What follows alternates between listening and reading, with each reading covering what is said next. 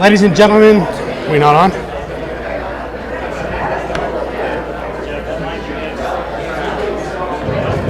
It's on. Ladies and gentlemen, we'd like you to grab a seat if you could, please. Is it coming out? If you could please find a seat. We'd like to get started on this so we have enough time for questions and answers.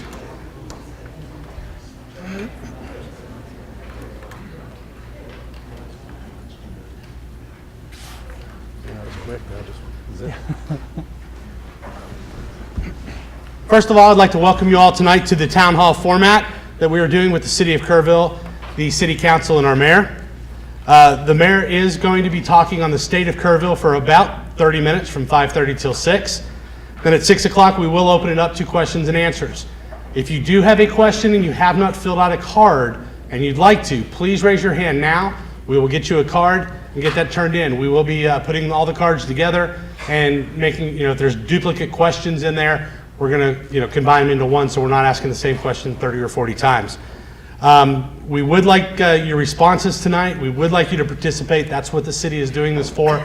They want to be able to communicate in a great manner with you, and we'd like your help with that. So without further ado, David Wampler, our mayor.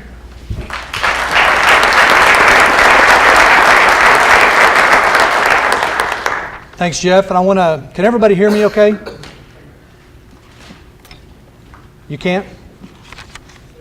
Thank you all very much for being out here tonight. And this is the first time I've been on council now for the better part of 8 years, going back to 2000. I took a break, and this is the first time I think in all that time that we've had a town hall meeting. And I want to say that hopefully we can continue this tradition. I want to thank everybody for coming out tonight. And I hope, my goal tonight is to have a lively discussion about where Kerrville is, where Kerrville might be going, and to gain some participation from folks here, and as you go home and think about what we talk about tonight, to really get involved in your community. The purpose of our meeting, we're going to break it up into a couple of different segments. The first is to provide an overview of existing conditions. I'd like to explain how the City Council is working to move our community forward and provide a leadership role, and also to be there as a sounding board for those of you that have strong opinions about what we might do to make our community better. And then finally, I'd like to answer any questions that you may have. As Jeff said, really encourage everybody that would like to ask a question to get a card, fill it out, and get them to Jeff during the presentation so we can answer that. I'd also like to introduce the City Council. We have Mayor Pro Tem Gene Allen. We have T. Scott Gross, Stacy Keeble, and Carson Conklin. I'd like to make clear that particularly during the question and answer period, I'd like to open it up for all the council people to answer your questions, and I would invite all of you, if you see something that comes to mind during the presentation, feel free to interrupt and let us know if you'd like to add to the presentation at all. So I'd like to make this as interactive as we possibly can. First segment is existing conditions. What I'd like to do is just give a brief overview of where we are financially and otherwise, and to give you some information that you might not be aware of. The first slide is a kind of a reflection, a 5-year forecast of our general fund. The general fund is the portion of your tax dollars that go to fund basic services in your city. That would be the roads and streets, that would be fire and police, administration, and so forth. So it's really the heart of what your tax dollars go to fund in terms of service within our community. If you look at the graph, you'll see a couple of things. One is the green line at the top is our fund balance. A fund balance represents a reserve, a rainy day fund that a responsible government entity, or really any of us as individuals, ought to have in case of an emergency or an economic downturn, which we've definitely seen here over the last 3 or 4 years. The red line shows expenses, and you can see a precipitous dip in expenses in fiscal 11, and I'll explain a little bit about that in a minute. And then the blue line represents revenues. If you look again at the green line at the top, you notice going back in fiscal 10 that we had allowed our fund balances to go down more so than they should have. That was prudent. Basically, we had been spending, or we had been on a track to spend at a rate that really exceeded revenues. And I think there's a couple of things that we can attribute to that.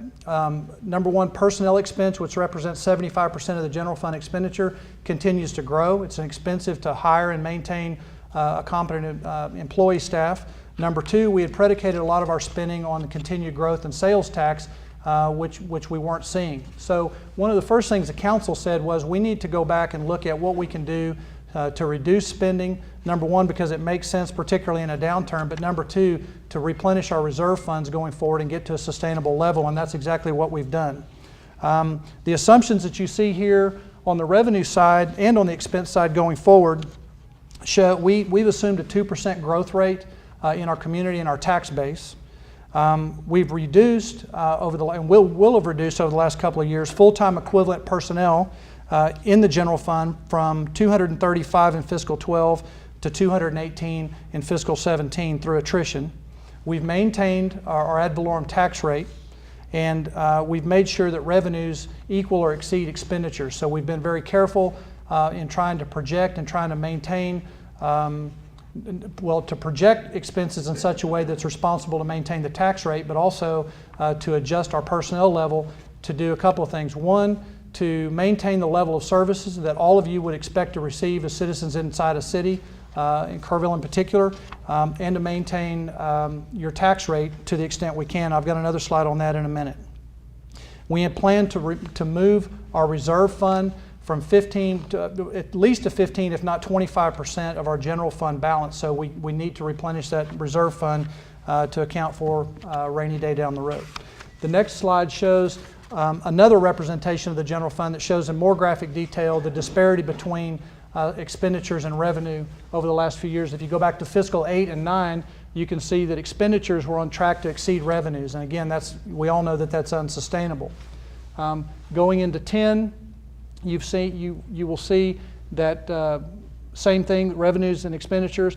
11 and 12, you see by 12, we've projected that revenues will exceed expenditures, and we've made those cuts primarily in personnel in order to achieve that and to replenish our reserve funds. What this means is that the overall full-time equivalent head count for the city from fiscal 10 to fiscal 12 will have gone from 323 personnel down to 305. Again, employee cost equals 75% of the general fund budget, and there's really no getting around that. Employees are our most valuable asset and the most expensive asset we have, because they're the ones ultimately that are delivering service to the citizens. We've accomplished some things at the same time. While we've put ourselves on track to grow our reserve fund and to right-size the organization, we've also experienced a substantial increase in road maintenance budgeting.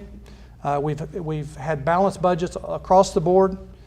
We've ramped up our commitment to economic development. We have a full-time economic development director here in Kerrville who reports to the Kerr Economic Development Corporation. Some of that is funded by our 4B Corporation and by taxpayer money. We maintain the tax rate. We maintain our AA- credit rating. And I want to make another point. Our tax rate, the nominal tax rate has stayed the same, but it's actually 4% below the effective tax rate.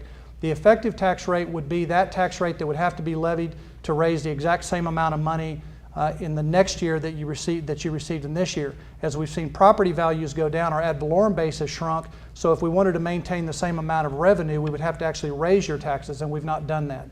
So the bottom line is your city government is doing more with less, or is at least making do with less, and making every effort to modify or to reduce the burden on all of you who pay taxes in our community. There's been some discussion, I guess, in town and certainly in the newspaper about indebtedness and how the city potentially is over-indebted, or that we as taxpayers are over-indebted. And I wanted to point out a couple of metrics for your consideration tonight. Travis, if you'd go back a slide to per capita net debt comparison. It's all right.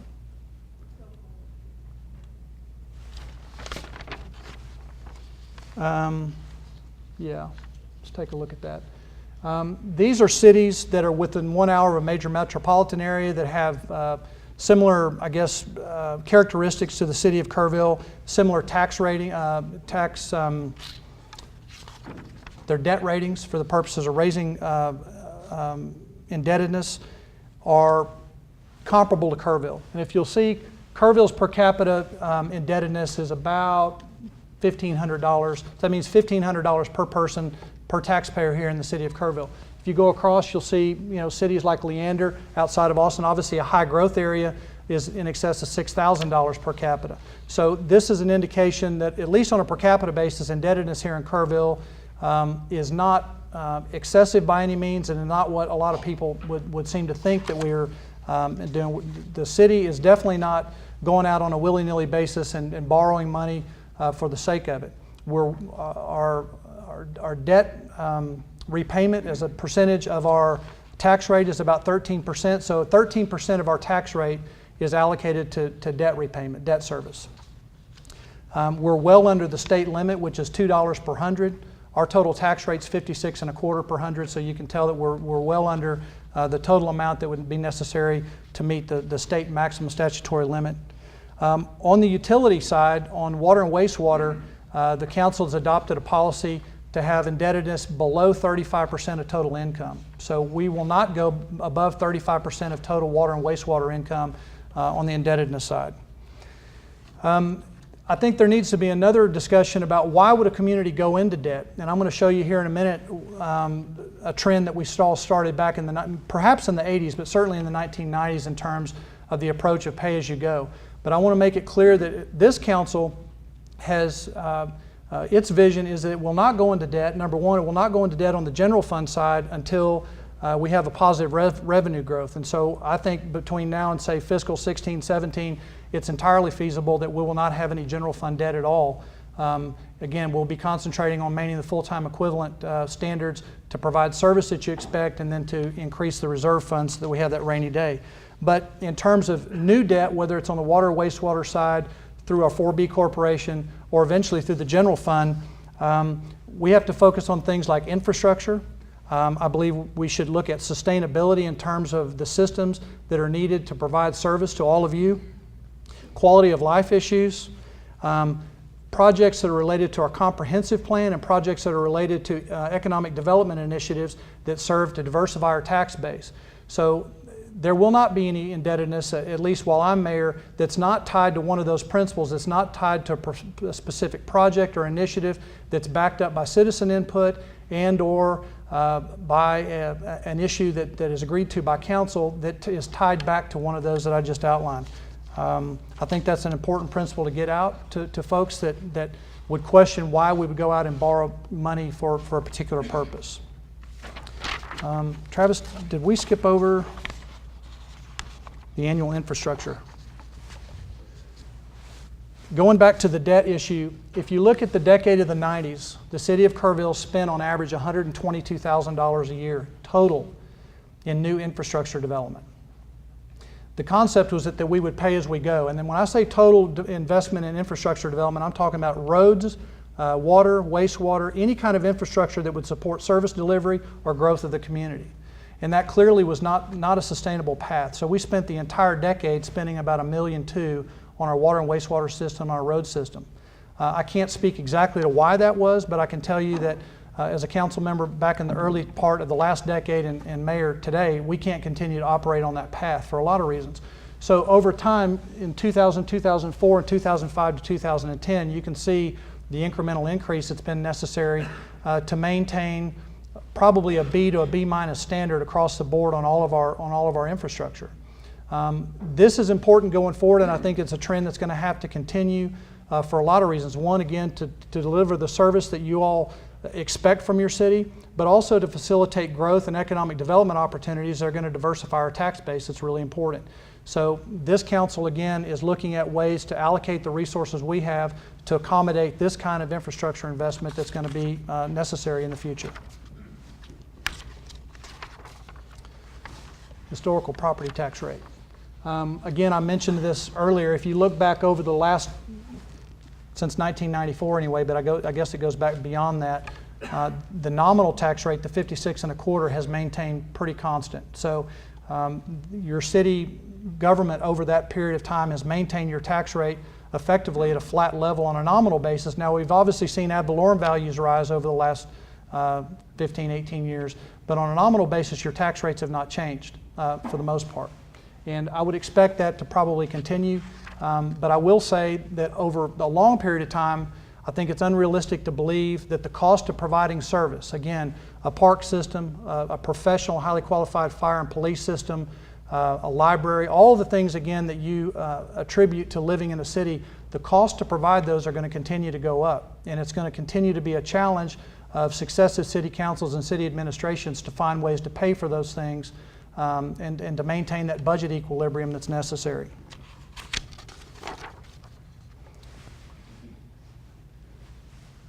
Unfortunately, one of the more contentious issues that has occurred, or you know, one of the scenarios that we've seen over the last couple of years has been negotiations between the city and the county over interlocal agreements. And interlocal agreements are those areas where the city and the county are both providing service or have an interest in contributing money jointly to providing a service. And examples would be historically the library, the airport, fire and EMS service, animal control, and others. And so we have operated historically on an agreement basis where one or the other party agrees to provide service in return for getting paid by the other party. Sometimes we operate the service jointly, like at the airport. When I became mayor, in taking a look at what challenges we are faced, particularly in this economic downturn, it was clear to me that we could not, as citizens of a city, continue to export really plus or minus $1 million a year of emergency services into the county without adequate compensation. And I was determined, and I think the council also was determined, obviously, to negotiate with the county in such a way, a constructive way, to see that services are extended only in exchange for an adequate level of compensation. What I mean by that, for instance, on the fire side, the county was paying, as of last year, on an inflation-adjusted basis, the exact same amount of money they were paying in 1991 when the city first started providing fire service. On the EMS side, the approach had been taken that we were splitting the budget shortfall, the difference between collections and the difference between the billings and the collections that we received to provide the service. That's really not sustainable because it doesn't account for the cost of personnel and insurance and capital replacement and other things that really represent what it takes to provide the service. I can't entirely account for why the negotiations over a 9 or 10 month period appeared to be as acrimonious as they appeared to be, but I take some responsibility for that because I believed it was important. It was important for those people that I represent, the taxpayers in this room, who deserve to be paid if they were going to extend a service. As it turns out, we were able at the end of the day to come to agreements with the county that actually at the end of the day netted $121,000 in savings to the county over the previous fiscal year. So we were able to see some savings on the airport. We were able to see some savings both on the library and animal control. So mutually, all of the taxpayers across the county benefited from those hard negotiations, and I'm pleased to say that we've signed 3-year interlocal agreements that will cover those. And you know, hopefully the next go-around won't be as hard as the last go-around. But I think it was necessary, and I'm proud of the council, I'm proud of our staff in the approach that we took. We went at it in a business-like fashion. And again, the acrimony aside, which I know provides some consternation to those that are not directly involved, and I get that as a taxpayer and as a citizen, it was unfortunately necessary to get there, and the savings, I think, were worth it. Kind of looking forward, and this is probably one of the harder things that a city council, and certainly as a mayor, does, is taking stock of where we are and taking a look at what our resources are and how to use those resources and leverage them in such a way to move forward, move the community forward. The council's worked long and hard. We've talked across a lot of council meetings, across workshops, to look at what are some of our priorities and what are priorities that we could throw out to the citizens to talk about. And those can be broken up in scope of place, quality of place, core infrastructure, and fiscal sustainability. Scope of place is, you know, what attributes do we have as a community in terms of residential development, business development? What do our park systems look like? What is Kerrville when you really look at it from a standpoint of a citizen?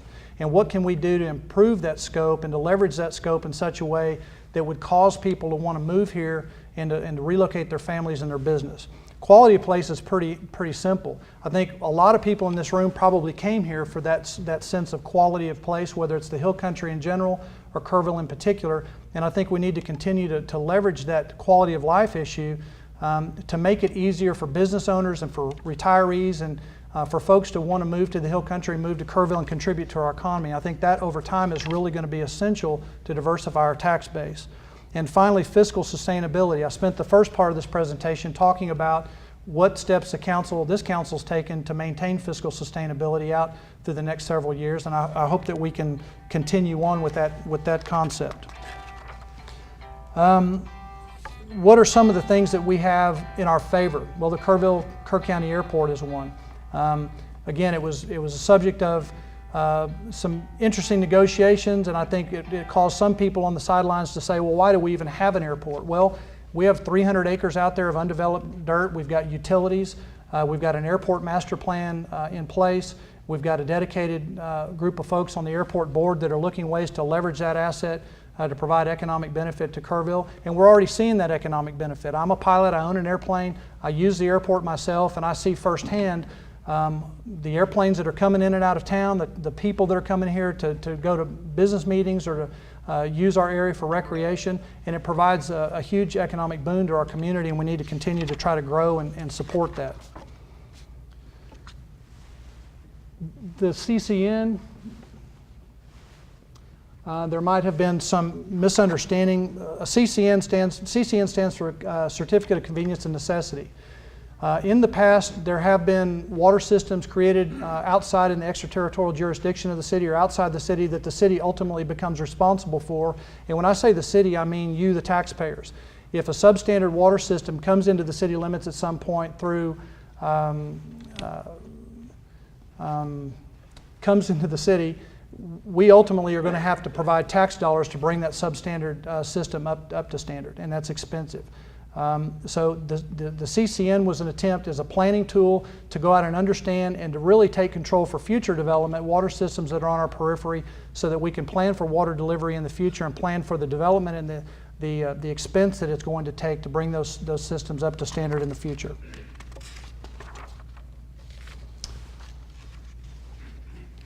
If you go to the water supply, Travis. Another challenge for development purposes and growth purposes is how are we going to enhance our water supply? One of the things that's critical, obviously, having come through the last summer and still being in a severe drought, is how are we going to grow our community? How are we even going to sustain the community we have with the current water resources that are available? One of the benefits that we have here is the ability to drill wells that allow us to take water from the river. Typically in the winter months when demand is low, we can treat that water and inject it into the ground. That's called aquifer storage recovery. And we have 2 aquifer storage recovery wells now, and we're in the process of completing a 3rd. If you look at this graph, going into the beginning of this year, we had treated and stored about 800 million gallons of water. We've drawn that down by about 200 million to deliver in this time of drought. I don't know how long the drought will last, obviously, and we're going to probably continue to draw the ASR down. But when we start getting rain again and we have low demand again in the wintertime, we're going to be able to put water back into the ground over a 4 to 5 month period and replenish our ASR supplies. So our water supply comes primarily from the river. We also have groundwater. We still have several wells in town that we can draw from. And then our 3rd leg of the stool is our ASR. So from a water supply issue, Kerrville has been extremely forward-looking and has done a really good job in managing that resource. But we're going to continue to have challenges as we grow. We're going to have challenges as landscaping and the demand and types of demand for water continue to grow in our community. Getting back to economic development, one of the things that I think we've done as a community over the last many years is talk about industrial development or heavy commercial development without really taking into consideration what sort of infrastructure backbone we have to support that. And one of the lacking areas is water and wastewater delivery. The City Council has committed to putting out $17 million of water and wastewater extensions and improvements over the next 3 to 4 years that will improve the capacity of our system, both for people that are here and the people that might come. Some of the benefits, it would support the expansions that are underway or that are in the planning stages would support 1,200 new single-family homes, 2.5 million square feet of commercial retail space, and would have the potential to support $75 million in new ad valorem and sales tax value over the next 20 years. So again, that gets back to trying to be in a position to attract business and commercial development while accommodating residential development in such a way that you're balancing your tax burden across both areas. Another project that the council has embarked upon is a river trail. I believe, and I think the council shares my vision, that quality of life the government has a role to play in creating quality of life or enhancing quality of life, because that's really what a city is all about. Many of us choose to live in a city because it provides clean drinking water, professional emergency personnel, library system, park system, golf courses, and so forth. And it creates an environment that we choose to live in rather than living out in the countryside. And I believe that there are people all over the country who have access to capital and ideas, who are looking, they can live wherever they want to, and they could choose to live in a place like Kerrville, as many of you have, and I certainly did, starting in 1994. I think that we do have a role to play in trying to enhance that quality of life. The river is the place that Kerrville started. A river trail system has been talked about for the better part of 40 years. The river trail as a project is included in our comprehensive master plan, which was written and developed by a 30-member team of citizens back in the early part of 2001. It's been amended since then. And so we continue to move forward with planning for the river trail. The project will include about $2 million of renovations and improvements at Louise Hayes Park, which will include an amphitheater and a concert stage, park improvements that would push people to the water and get traffic and cars off of the banks of the river, and kind of remake the park. And then another $6 million of improvements that would stretch a river trail roughly from the Chili's area to Kerrville Shriner State Park. And finally, the new City Hall. We received a general, when I say we, I mean the taxpayers received a generous gift from the Callow Foundation in the form of land. There will be a development of a new public plaza at the site of Sidney Baker and Water Street. The bids were open last week on the 8th, and the bid for a new City Hall building came well under budget, which we're excited about. The bid was awarded to Huser Construction, and because of their work already in progress on that site, I think they're going to be able to get started sooner rather than later, which might save us a little bit of money, but certainly will enable us to get into that facility more quickly. And I am personally, as a citizen, as a mayor, excited about the development of that total site in terms of not only the City Hall facility, but as a public plaza and meeting place and as a center of our downtown. As most of you know that drive the streets, if you go along Water Street, our library is under renovation, and looking forward to seeing what that structure will look like. I think it'll be a huge improvement.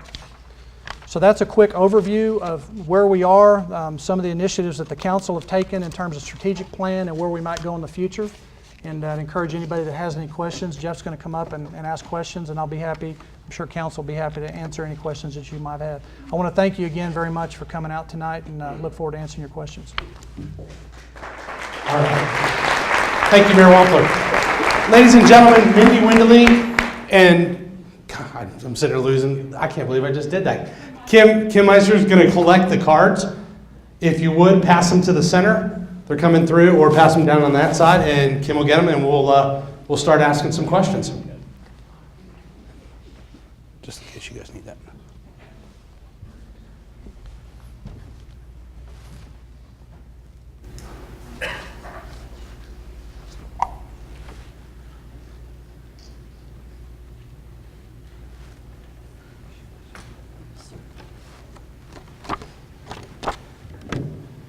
Okay, the first question is actually, it's a clarifying question. The city is doing both $10 million of infrastructure improvements on the river trail. Is that correct? No, that's not correct. Is that your question, Denny? No. Okay, well, that's... I was writing fast, I'm sorry. My question is, am I understanding correctly that the city is doing both at $18 million worth of infrastructure improvements and the river trail? It's not an either or? Denny, that's correct. Okay.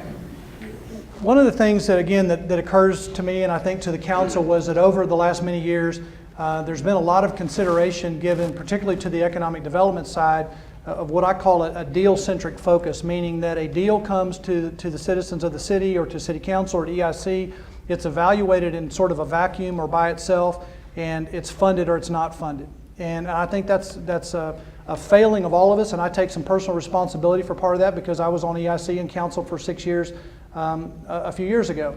One of the things that I've been trying to promote and gain some consensus on is a desired set of outcomes. Where are we moving as a community? What are we trying to achieve? And what is our community going to look like in the next 10 or 20 years?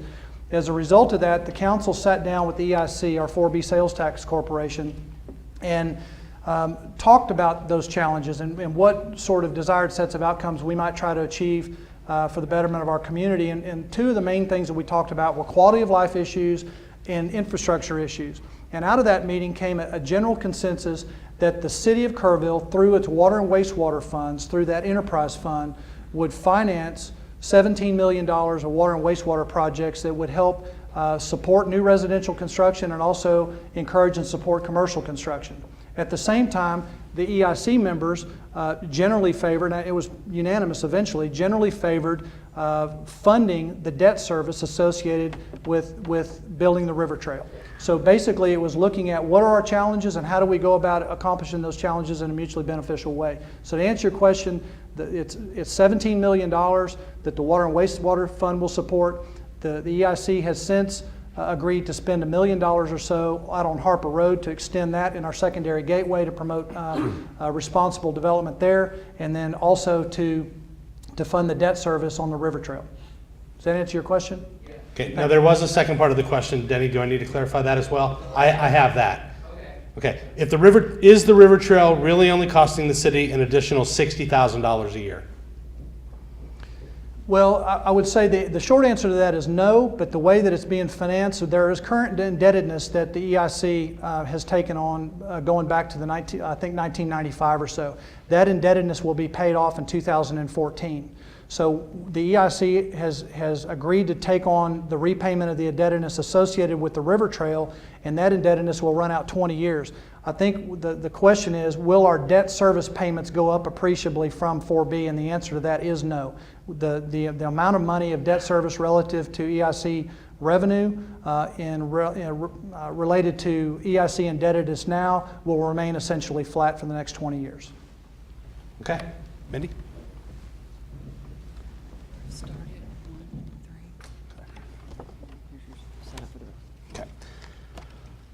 Question is, how will the success or failure of the event coordinator be determined? Is there a job description? Stacy, you want to answer that? Sure. Well, that's a great question, and we're still working on that. In fact, the City Council has a meeting with the Convention and Visitors Bureau and their board on Friday. Sudi Burdett at the CVB has worked out a rough sort of idea about what the events coordinator would do, focusing mainly on sporting events. But council has suggested, hey, we want to see more music events. So the two of us are going to get together on Friday at 10 o'clock. It's an open meeting. Anyone's welcome to come and discuss that. What do we really want this events coordinator to do? And then we are going to create benchmarks. The idea is that this events coordinator needs to be making events that pay off within 4 years. That's about 3 to 4 years. That's our benchmark. And we're going to see how much money we can put into it to guarantee, and how little money we can put into it, to guarantee that it will be paying for itself in about 4 years. So that's the plan. Did I answer the question? Did she answer the question? I believe so. All right, next question. How many employees are in current City Hall, and how many will be in the new City Hall? That would probably be a question that Todd Parton, City Manager, could ask or answer. Yeah, it's about 60. It's about 60 at City Hall. With the new construction, we'll be moving those 60 over to the facility downtown.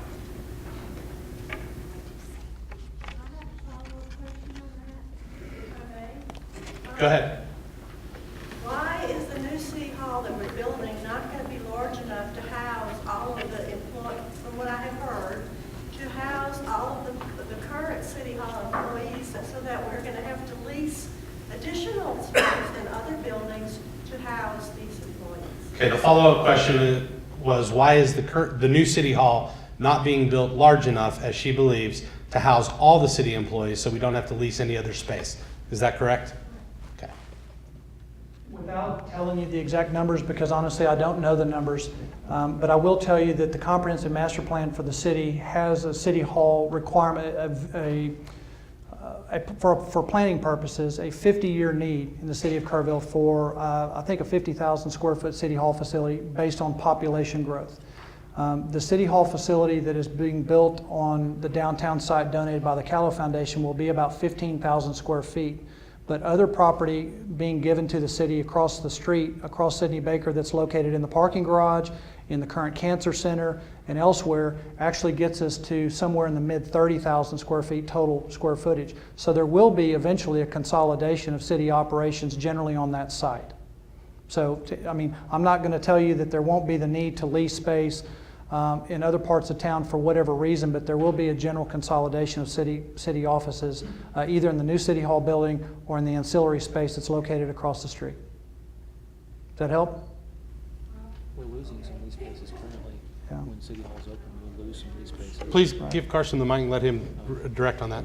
Well, we're also, there are spaces that we're currently leasing that in this consolidation process would end up, we wouldn't have to lease those anymore. So there's actually a change in revenues or expenses there that are offset by the new City Hall construction.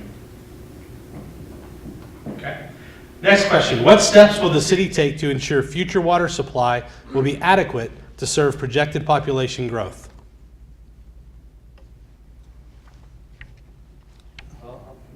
One thing I wanted to point out, if you can go, Travis, to slide 20.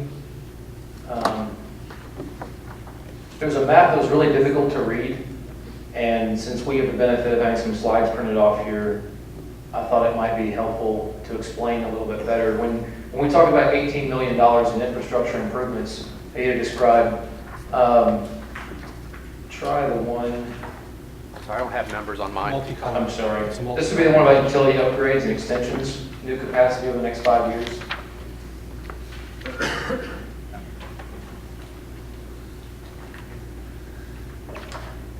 There we go. Okay, looking at the legend, which I can't read on the screen, but basically this area here is this, and this area and here are 3 existing utility service areas. And then the new and the lighter pastel colors beyond those, like this is the current Jefferson area. That's the expanded area up above. This right here, G Street, and then I forget what this one is, but that just shows you the increased size of the service area based on the infrastructure that's being built. Now, obviously, some of that is related to sewer and bottlenecks that we have with lift stations and sewer mains, but a lot of that has to do with water and water service that's coming in the future.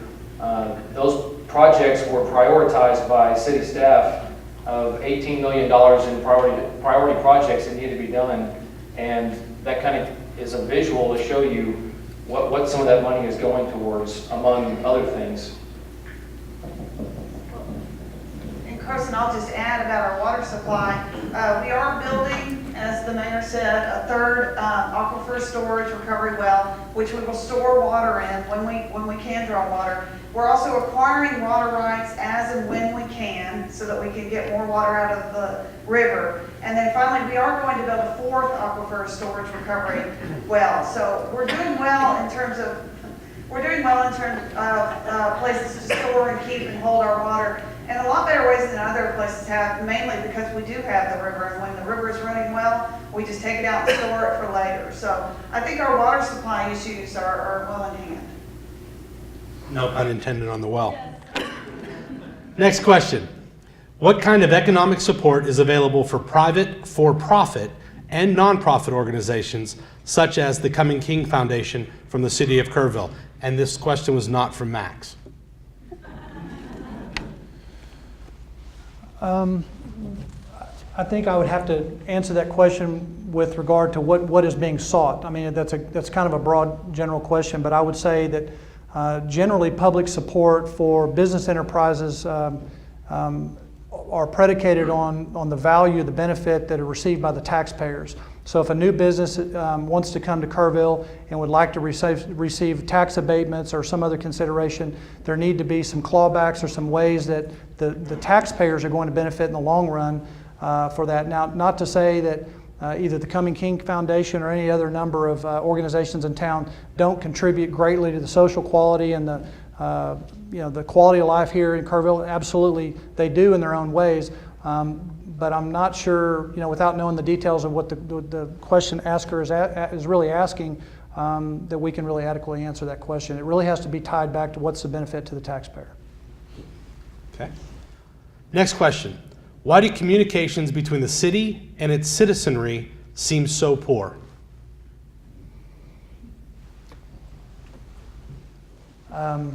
We have city council meetings twice a month. We invite everybody to come to those meetings. I say that I've said repeatedly to folks that because we talk about it, the council talks about it, staff talks about it, we all talk about how can we get a better message out there. And I'm not sure I know the answer. I think you have to have a willing transmitter and a willing receiver. There's responsibility on both sides of the coin. And if a citizen is concerned about something, has a question about something, my phone number, my business number certainly is in the book. I can be reached at City Hall as all the council members can. I mean, this is a small town, and a lot of us in this room know each other and have respectful relationships with each other. And I don't think there's really any reason for that perception that somehow city government is not adequately conveying a message or getting its communication out there. I can't really speak to that, and I say that as someone who's been on council and who's been off of council. I think there's a responsibility on both sides if you have a concern to seek out the information that you're looking for. I'm sorry, I'm always adding, but I think we'll have more town hall meetings like this. I think this is a great idea, and I wanted to thank Councilmember Gross because it was his idea that we have these town hall meetings. And he pushed it and he reminded us and he said, let's do this, and he got it done. And I think it's a great idea, and I'm committed to have more town hall meetings like this. And I'm so glad we had such a great turnout here. And so we'll keep doing this. That'll help with the communication.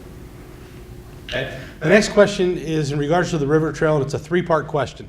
So I'm going to read all three and then make sure we address them all. What studies have you done to show, number one, the number of jobs that will be created by the river trail?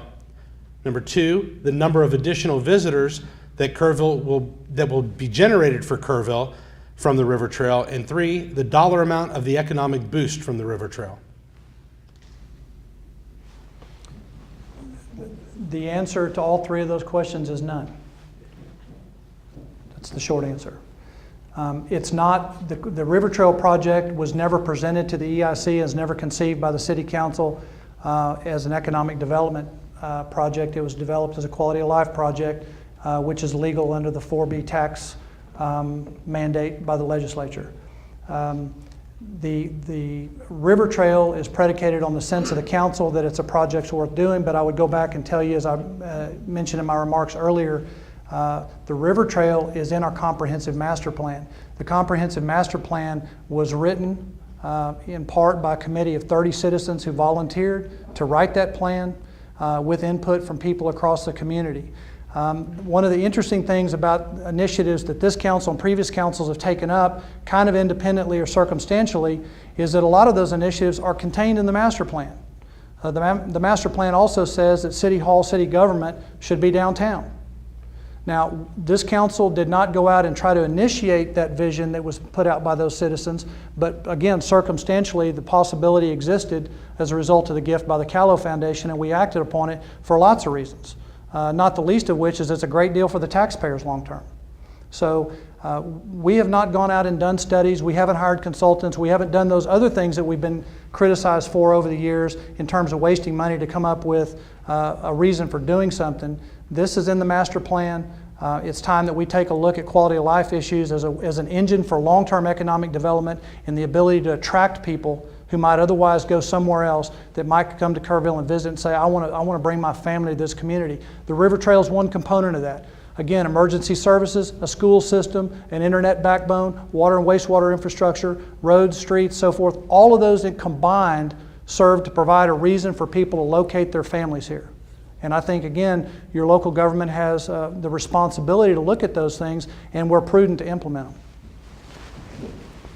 Thank you.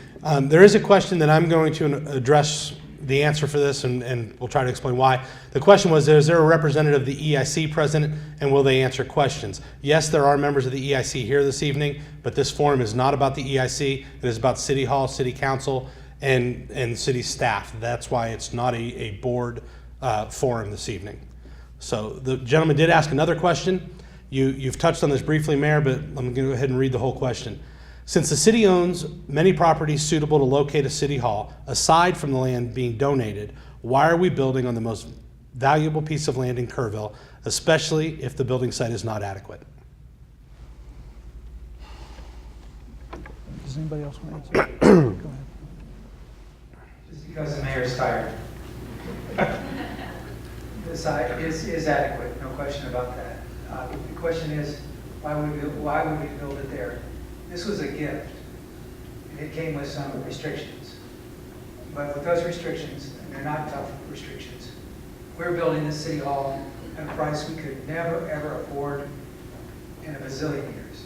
It's the deal of the century. And as I understand it, that property was not going to be turned over for commercial use or development. It was not going to, under any circumstance, be put on the tax rolls. So you could have a grassy field, which is fine, or you could have a new city hall at a bargain price right downtown. Okay. Next question is a general question in nature. There is some pipe on Lois Street by Town Creek. The question is that water pipe or sewer pipe, and where is it going?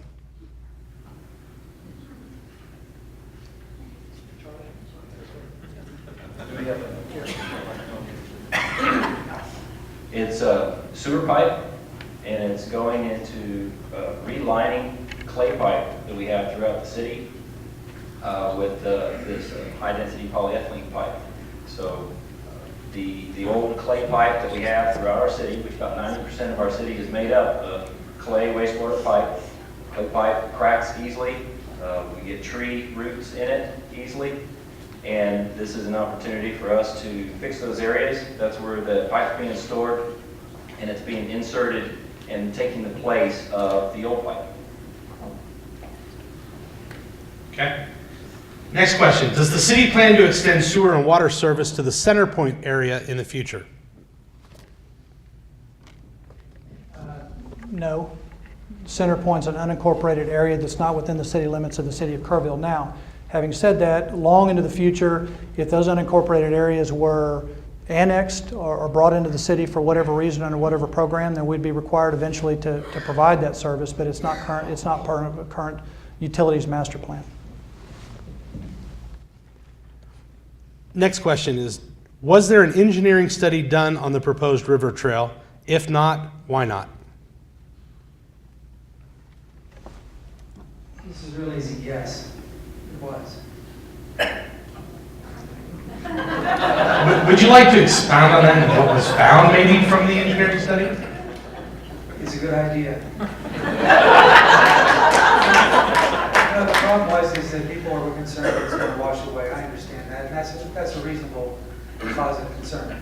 But this river trail is designed, it's darn near bulletproof. Nothing, of course, is bulletproof. But even the physical fitness stations are specially designed. That river trail is not going to go anywhere. Okay, thank you. All right, this next question, I may need a little bit of help with it. I don't quite understand how it is written, so you might need to explain it. The question is it my understanding that the river trail is only being thought about at this time? Help me out on that if you wrote this. What are you really trying to ask here, and we'll get that answered for you. Yes, ma'am. I hear two different things being talked about here. Maybe I'm not understanding it correctly. That the river trail is only in your thinking about it stage, or you've already decided you're going to do it stage? Okay, let's clarify that then. They want to know, is the river trail still in the we're thinking about it stage, or are we just doing it? Well, one thing I would say is, and please staff correct me if I get the date wrong, but in a bond election in 2005 or 2002, thank you, Malcolm, the citizens actually passed a $500,000 portion of that bond election for a river trail project specifically. That $500,000 sat in a fund for the purpose of a river trail since that time. Over the years, that's what paid for the engineering studies that Mr. Gross alluded to, and also some design work that's been performed to date. And the balance of that fund that is remaining, something to the tune of about $450,000, Malcolm, plus or minus, that will fund about a half a mile of river trail. That piece of river trail would exist between Riverside Nature Center, under the Lemos Bridge, and onto Tranquility Island, which obviously is the Louise Hayes Park, which is city property. Those three property owners all have agreed to this. That part is under engineering and will begin construction within the next few months. So when you hear about a river trail moving forward, that is what is being discussed. Now, what has to happen in the future is that council did vote to move forward to seek bonding for the remaining portion of the funding for the rest of the river trail that you're hearing discussed, which is the improvements to Louise Hayes Park and also the actual trail itself stretching from Kerrville Charter Park over to Chili's. And I believe in our December 13th council meeting that actual vote to actually secure the funding, that next step will take place. So a small portion of the trail is moving forward. The rest of it is in the process. Does that answer your question? Somewhat. Okay, I'd just like to add, I'm sorry, ma'am. go ahead. I'd just like to add, anybody with a brain can figure out that you have a bulldozer and a dump truck, you can pretty much build a river trail. It would last about an hour, but you could do that. There are a lot of considerations, educational stops and points, physical fitness and stops and points. It has to be wide enough to support emergency vehicles. Security is an issue, and of course you don't want the darn thing to wash away. That brings the price up to about $1 million a mile. It's a lot of money, but again, it's been studied and engineered. You're going to be proud of it. Ma'am? Okay, you just brought up another question for me. You said security. How secure is this river trail going to be from start to finish? You're going to have more people out there that can provide security. Whoever is on that trail. How are you going to keep people that don't need to be on that trail out of different areas? Well, I would say that if we built a new mall, we'd have the same kinds of I don't concerns. think you would have that much problem. Perhaps you may be right. Malls. Maybe you may be right. There are a lot of people down there now who probably don't want to meet in a dark alley or a dark Louise Hayes Park. But the chief has a plan for security. You want to address that, chief? Yeah, there are communities all over the state that have, not so much river trails, but trails go Cotton Belt Trail up in North Texas area. And all you do, what I'm doing is providing another, for all intents and purposes, a beat area that the officers would have to control. We have bicycle patrols that we can put down there. There's also some technology you can put down there, just like you have on campuses. You can put posts with emergency buttons on it that go right back to the dispatch center and generate a 911 call. So there's some things we'd have to look at.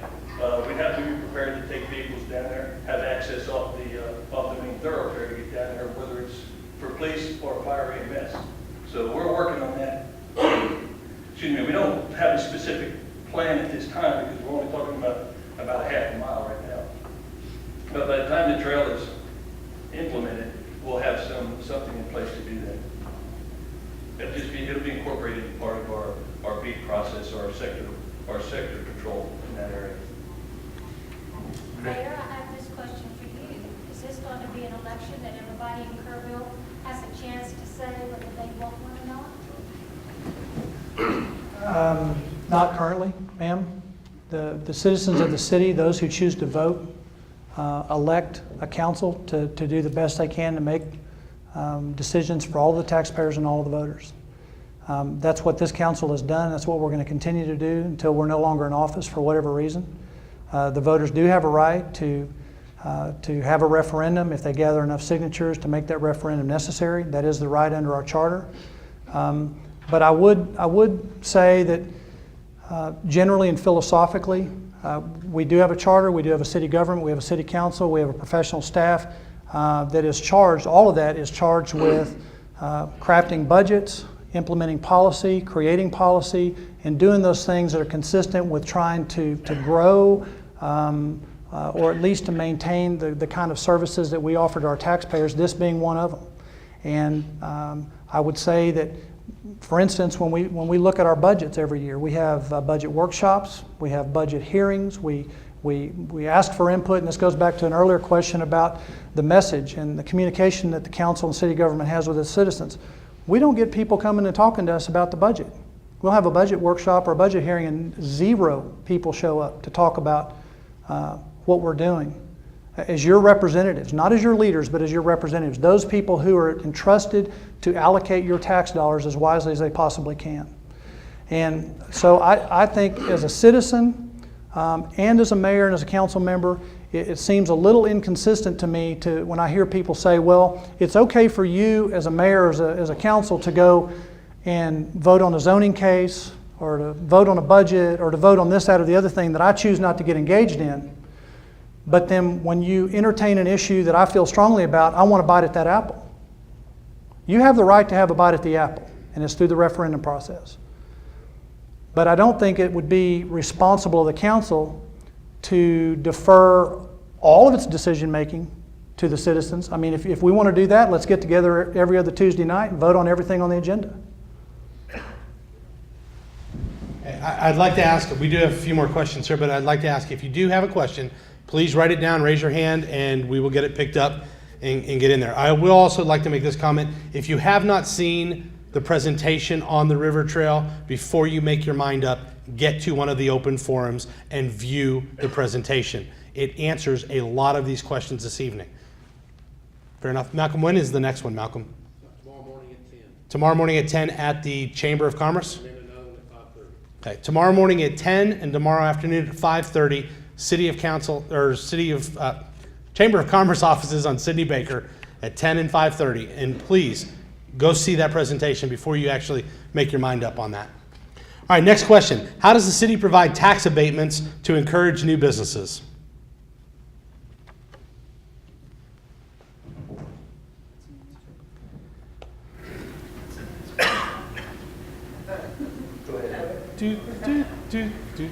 Well, this came up for conversation recently. A business brings in new employees, a prospective business or an existing business that wants to expand. There would be what's called a 380 agreement, which simply is a contract between a developer and the city. And that agreement, the city could provide tax abatements for that property, basically to incentivize the development to occur and bring in some economic benefit, either in ad valorem taxes that they would collect after the abatement expires, or some percentage of the abatement, as well as the payroll taxes and additional economic benefit to having employees brought into the city. The city looks at that kind of a possibility, and it's mutually beneficial to both parties. It incentivizes the developer coming to our community as opposed to going down the road. Does that answer the question? Let me add a comment here about the formula is really rather complex. But essentially this, you're saying, let's bring in business to balance out the ad valorem taxes. Well, we bring in the business and then we cut their taxes. What have we done? We haven't done anything. So you have to be really careful that you don't over-incentivize. Next question. What role does the city council play on the EIC board?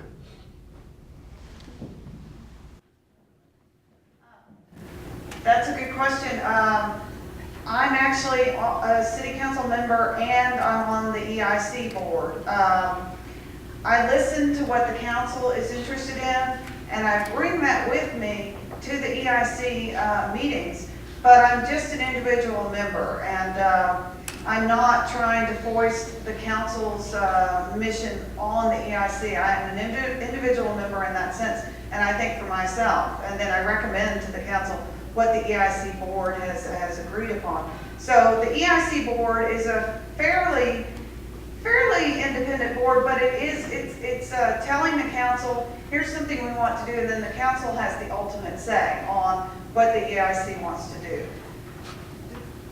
If I could elaborate on that, and I don't know the viewpoint of the person that was asking that question, but I want to be clear. we have what's called a 4B sales tax corporation. The 4B sales tax corporation was enabled by a vote back in the mid-90s by the voters of the city of Kerrville. The citizens of the city that live within the city that vote here voted to enable this corporation to collect a half-cent sales tax inside the city limits of the city for the purpose of economic improvement. Now, what the legislature has allowed under the definition of economic improvement or development has changed dramatically over the last 18 years or so, and we continue to follow the law and look carefully every year at what's available or what's possible under the 4B law. But I want to make it clear that the 4B corporation is a corporation or a construct of the city of Kerrville. Now, that doesn't mean that the people that serve on that board cannot make an investment or to do a project outside the city. They have. The Shooting Sports Center springs to mind as a project that brings people to our community to visit. There's an economic activity that takes place as a result of that, and an investment was made by 4B dollars in the county. But this idea somehow that it's a nebulous organization or group or something, it's not. It's a construct within the city of Kerrville. It's administered ultimately by the city council because the city council has to approve every single funding agreement that's submitted and approved by the EIC. Next question, what does the city council do to encourage businesses to come to Kerrville? I would say other than the tax abatements. I wouldn't say that the city council in and of itself does anything specifically to encourage. It goes back to the general tone of the presentation that we've done tonight. It's looking at what are our opportunities, what are our natural attributes, at least in my mind, and I think in the rest of the council's mind, when a business owner or an individual or retiree, a homeowner, a small employer, whomever, that has a capability of mobility. They can move around the state, they can go anywhere they want to go, they can bring their payroll with them, or they can go and start new businesses. They're going to look at a community that has certain attributes. And of course, some attributes are appealing to certain people and others are appealing to other people. I think the way that we continue to appeal to people to come to Kerrville is to take what we are. Historically, we're a trade center. We're a service center for a wide area in Southwest Texas. We're a medical center. We're a sporting and recreation and hunting center. All of those things historically have been what our strong points are. And I think that it's incumbent upon us to try to polish those strong points to continue to attract people to come here. We're, again, talking about putting in $18 million of water and wastewater infrastructure that would accommodate residential and commercial development. So I don't think the city council in and of itself is doing anything to say, come to Kerrville. But I think what we're doing is polishing those attributes and trying to polish those attributes to the extent possible that would cause somebody who's looking at Kerrville versus another town to choose Kerrville over the other. The next question has to deal a little with tourism. What is the possibilities of the city exploring the option of using the tunnels that are below Sidney Baker, Water Street, Earl Garrett as a tourist attraction to Kerrville? Well, Jeff told me that he has been in the tunnels, and I've talked to about 15 people that say they swear they don't exist. And I've talked to people that say they know they exist, so I think first of all we got to figure out if they actually exist or not. They're there. Well, I'll trust you. I would simply say that hasn't been up for discussion with the city. I think it's an interesting idea. I think anything that brings tourists to downtown has merit. So where to elaborate on that and take it from here, I think remains to be seen. But like I said, anything that unique to Kerrville, I think has some promise to it. Okay. Someone did ask us if we could get y'all to identify yourselves again. They came in a little bit late and they'd like to know who everybody is up here. So Mayor David Wampler. David Wampler, Mayor. Carson Conklin, Place 1, City Council. Stacy Keeble, Place 2, City Council. That means I'm Scott Gross, Place 3. And I'm Gene Allen, Mayor Pro Tem, Place 4. All right. I hope that answered your question. All right, next question. I understand that most of the river trail will be on private land at this time. How will you acquire this land? The numbers of how much is on actually public and... About about 65% is private property, both commercial and. Okay, so about 65% is private property, which is both residential and commercial, and how much is that, of that is commercial? 45. And 45% of that is commercial, so really it's a smaller number that is not actually owned by the city or owned by businesses, that is actually just residential. And by and large, the business owners, of course, love the idea of the river trail. They want to sell their product to people walking by on the river trail. And the residential actually is a very small number, I think, in relation to the whole project. Okay. And I think the city staff has done a wonderful job in the past few years of trying to convey to the general public what this project's going to entail. I'm not so sure that there's a lot of people that's going to want to buy my product going down the trail. I was one of the very first ones that offered parcel of land to the city and signed that letter of intent. And I think there's been many businesses along the river that's done the same. Thanks, Gene. We appreciate that. You're probably right. The question was not answered. We didn't actually get an answer to the question. The answer to the question, again, I mean, we talked a little bit about the scope of who owns the property along the trail. Ideally, the city would like to receive easements, cooperative easements from those landowners. And as was discussed, there are a lot of landowners, commercial landowners, particularly along the trail site, that have expressed an interest in granting those easements. I don't think there's any doubt that we're going to have some conflict, or there are going to be some issues with particular landowners over the treatment of their land, and there are a couple of options for rerouting the trail to accommodate those landowners. So there are some contingencies built into the design. I can't answer exactly how this is going to come out at the end of the day with a particular landowner, but there'd be a combination of easements, rerouting the trail, and eminent domain is a possibility. I'd be lying to you if I told you it wasn't. So that's a possibility. Purchasing rights of way may also be a possibility, although that's not the most cost-effective way to get the trail project established. So, you know, all of those approaches are on the table right now, and obviously we'd like to stay away from eminent domain and work with landowners to the extent possible to construct the trail. Is that better? Yes. Okay, great. The next question I think was kind of answered, but let's go ahead with it anyway. Will commercial development be allowed along the river trail? Well, there are commercial districts along the river now, so yes, commercial development would be allowed along the river trail. And that would be hopefully one of the byproducts of creating the river trail. You know, one of the criticisms, I want to go back, somebody said earlier that the site that we've been given for the downtown location is the most expensive piece of property in the hill country of Kerrville. Well, I challenge the person that said that to prove it. From a use standpoint, we've got a payday loan operation across the street, and we've got the courthouse on the other side. We've got a parking garage next door. So, you know, we need to really think about what we're saying and the assumptions that we're taking when we go into talking about policy and how best to move forward. So, anyway. Okay. The next question is probably 4 or 5 in one, so I'm going to try to get our way through this. It's a follow-up question actually to the engineering study that Councilman Groves talked about. What was the opinion? Is it a published paper or an article that can be distributed with the answers to the opinion on that? Yes. Okay. Is that, okay, where would that be available? You have engineering studies.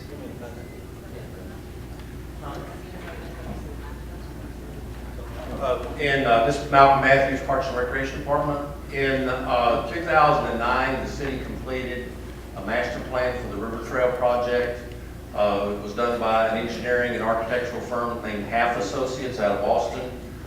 They prepared a conceptual routing, looked at the individual best routes for the particular project, came up with some options based on some of the engineering conditions and flooding conditions and infrastructure conditions on the river.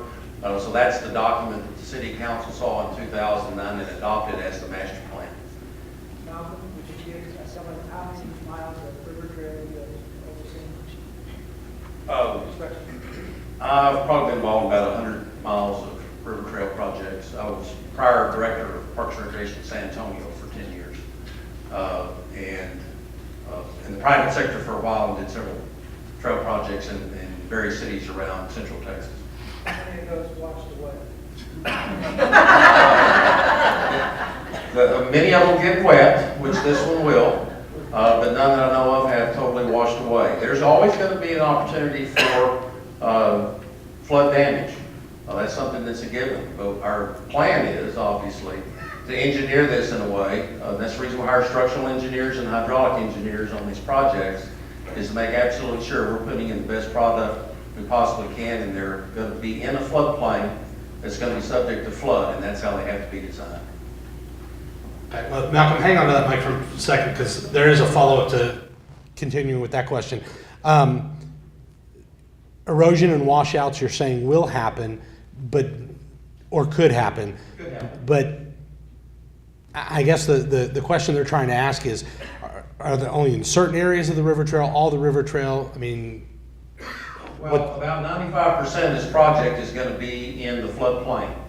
And those of you that have witnessed the Guadalupe River know that it floods.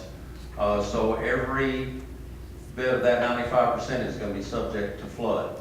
What I think we have to do in regard to all the improvements that we make is make sure we've done everything we can to pay attention to that flood water, look at what has survived in the past, not just here, but in other flood-prone area, and the design criteria that we're placing on this project is going to be as flood resistant as it possibly can be. okay, thank you. All right, the next question. This is going to be challenging for you. I hear that the Hunt brothers are buying up riverfront property west of Ingram to build a dam for water control. What effect will this have on the water control in Kerrville?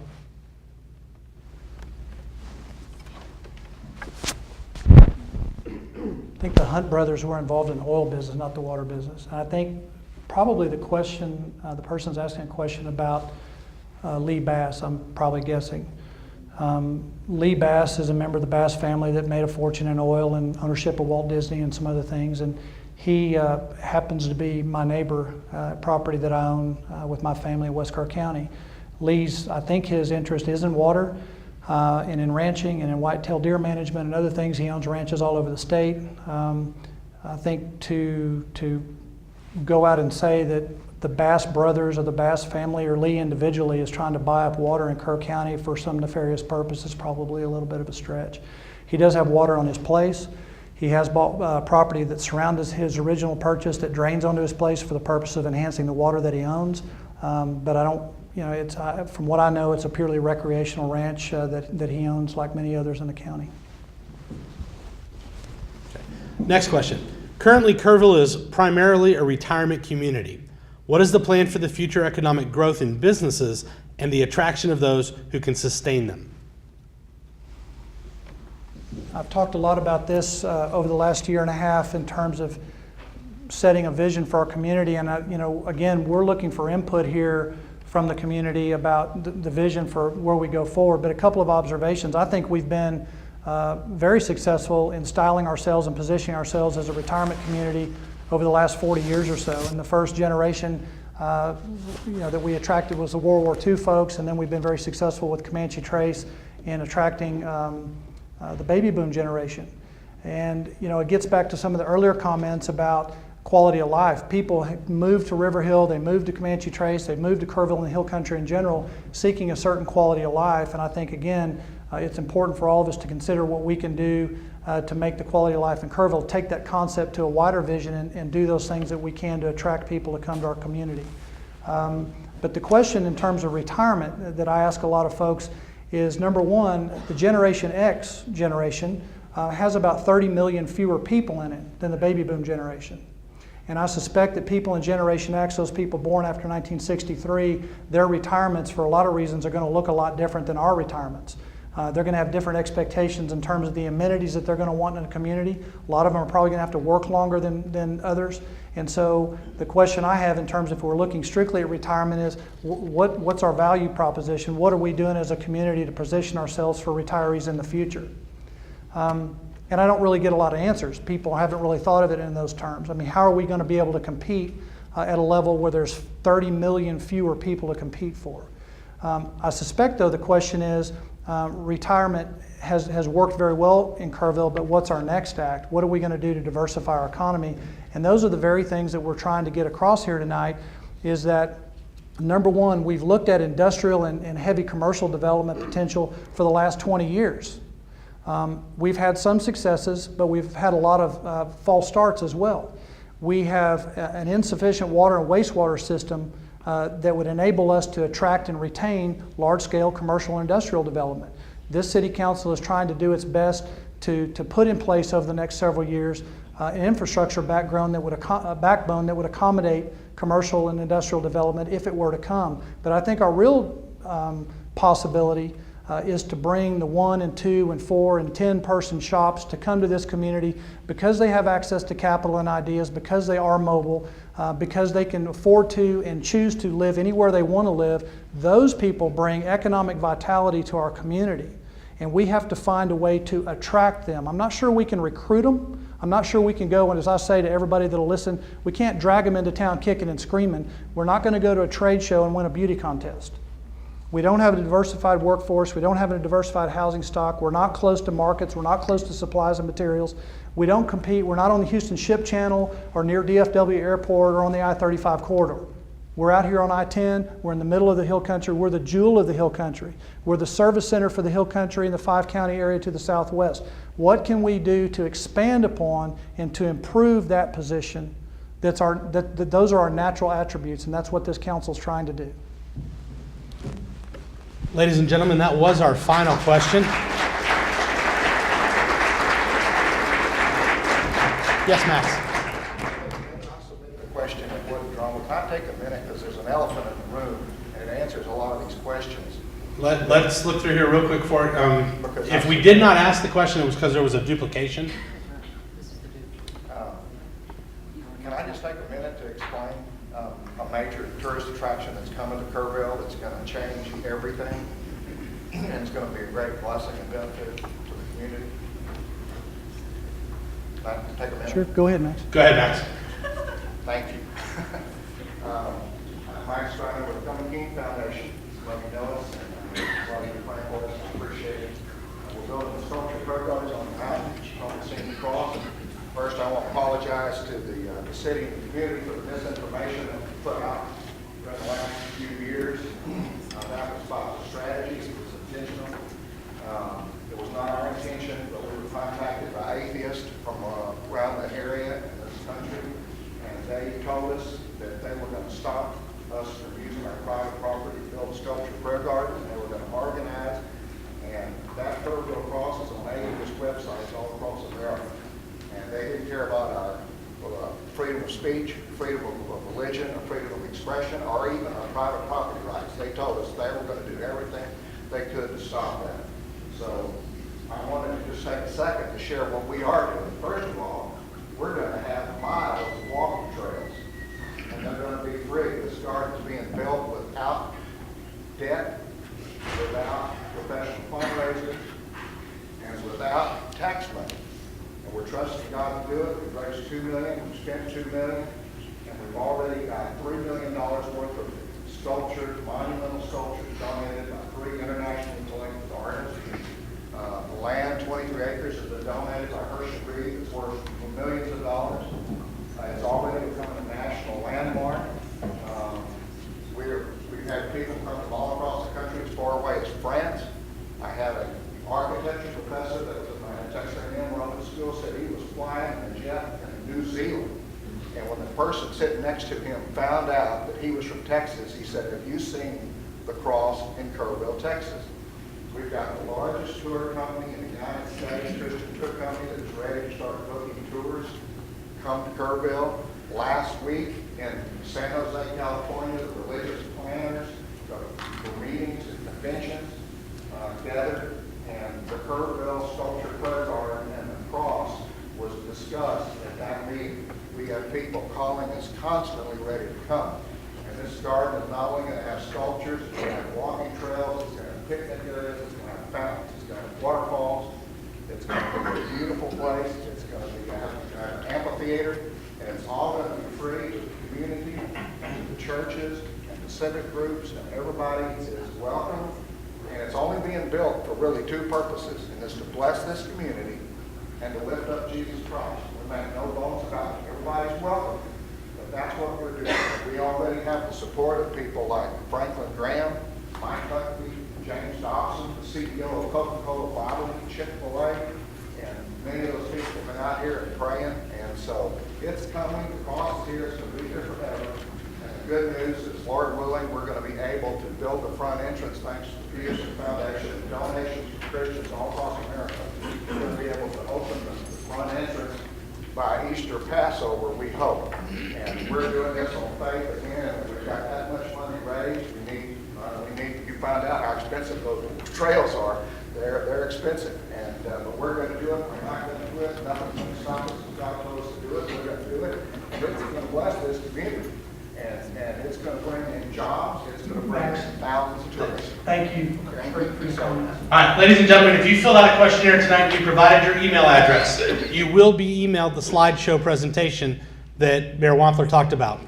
That was the final question and statements. Thank you, Max. Thank you all for being here this evening. We'd like to thank City Council for taking their time out of their day to be here. City staff as well that is here. And remind you, if you would like to see the River Trail presentation, Malcolm will be doing it twice tomorrow at 10 and at 5:30. Thank you for coming.